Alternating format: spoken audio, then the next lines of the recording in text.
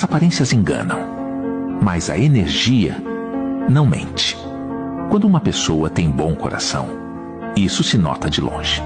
As aparências se constroem, mas a essência sempre se revela.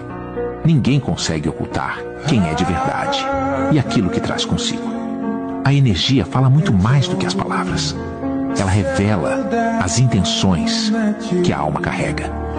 É a energia que dá o tom, a beleza, o bem-estar.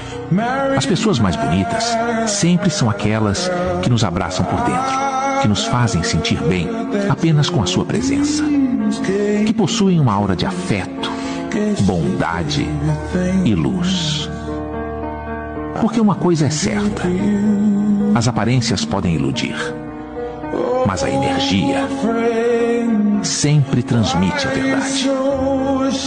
Pense nisso.